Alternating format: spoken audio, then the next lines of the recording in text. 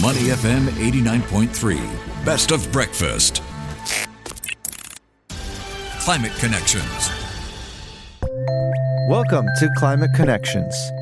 Oceans cover 70% of our planet and produce at least 50% of the oxygen we breathe. They help regulate the climate by absorbing over a quarter of human-caused CO2 emissions and around 90% of excess heat. Oceans are also an important food source, not just for billions of people, but marine life in itself. They provide a crucial wildlife habitat, with ocean biodiversity being much higher than that found on land. But turning back the clock, one new research finds that ocean acidity may have prevented life on Earth from developing for the planet's first 500 million years. According to study lead Dr. Guo Meng from the Asian School of the Environment at NTU, current estimates of pH levels in those early oceans ranged from being either very acidic or very alkaline, neither of which are ideal for the formation of life. I study the origin of life. So, for example, now we know some organic life, they can survive in extremely acidity, but that's because after life is formed, we have developed a cell and you can sort of adapt to acidity over time. But when we talk about the origin of life, very important to have a suitable water environment, namely the ocean pH. So this is because that the life as we know it today, it could not have originated directly from acidic water. This is because in acidic environment, the acidity tend to break down organic compounds like organic molecules. These are the essential building blocks for life. So they are the precursors for the development of RNA and DNA. So for example, in the acidic environment, RNA can be subject to modification of its functional group. It's also subject to hydrolysis and protonation. And at the same time, because life needs an energy source to operate, and an important energy source is called ATP, the formation of it can also be hindered in strongly acidic environment. So I identify the ocean pH is a very important factor that controls the origin of life on Earth. According to Dr. Guo, the conditions for the origins of life are very delicate, and any changes in pH levels can have a drastic influence on the formation of organic molecules. And that's why determining the pH levels of Earth's early oceans can help scientists figure out when the Earth evolved from an inhospitable environment to a habitable one, what those conditions were, and potentially even attempt to study and search for other habitable planets elsewhere in the universe. So because my research timescale is really long, it's spanning through the entire Earth's history, which is 4.6 billion years ago to present day. And so if we imagine we're in the very beginning of the Earth's formation, so right after Theia hit Earth and created Moon, the Earth was a melting ball. And at that time, according to my model, the Earth's surface is characterized by very extreme dense carbon dioxide enriched atmosphere and with a shallow ocean. And because carbon dioxide can dissolve in the ocean, which leads to a very acidic early ocean pH, which is around 4 to 5 only. As a result, the early Earth is unsuitable for life to develop. But with time, due to the intensive rock weathering on the Earth's surface, like the rock can weather on the continental crust and oceanic crust, so this process can subduct lots of carbon dioxide back into the mantle. As a consequence, the ocean pH rise to approximately neutral by the end of the very first 500 million years in the Earth's formation. And from there, Earth slowly evolved to the Earth as we know it today, with the ocean pH approximately 8.2. So which means in the very first beginning of 500 million years in the Earth's history, Earth is already become sort of like today's Earth. In her study, Dr. Guo carefully calibrated and set parameters for how various Earth processes functioned and then had them interact.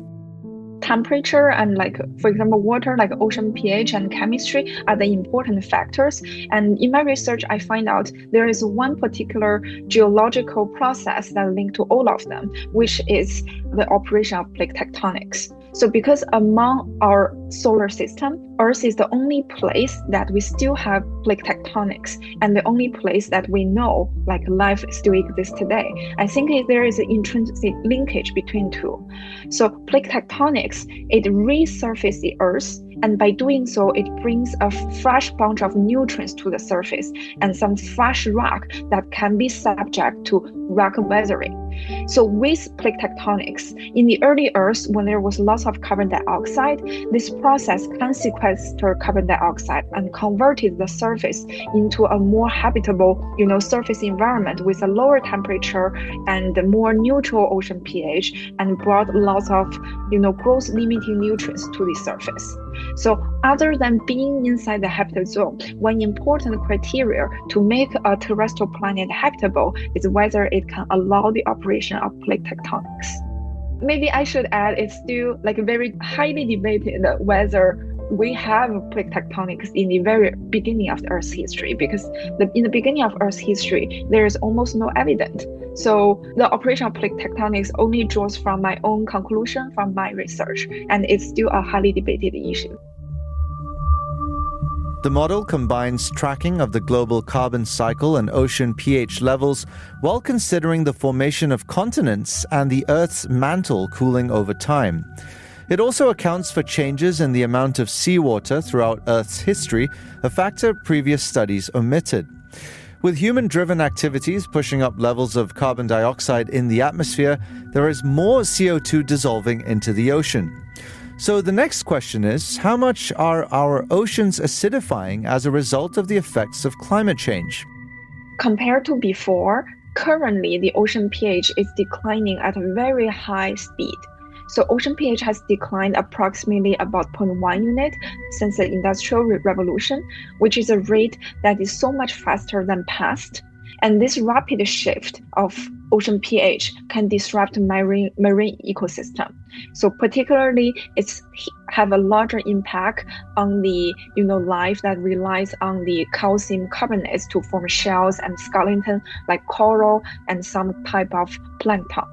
So because the acidity is happening only over centuries, leaving very little time for marine organisms to develop and sort of like a coping mechanism.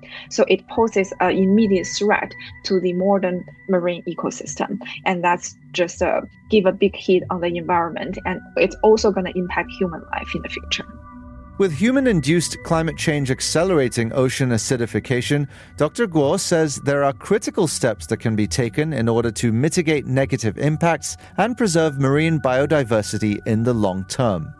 In my opinion, there are of course, many important steps to take, but I think one of the most important one is to reduce carbon dioxide emission, which is a primary driver of acidification in the atmospheric carbon dioxide, and rapid decarbonization through, for example, we started to use renewable energy and carbon capture technologies and improve energy efficiency are all very essential steps.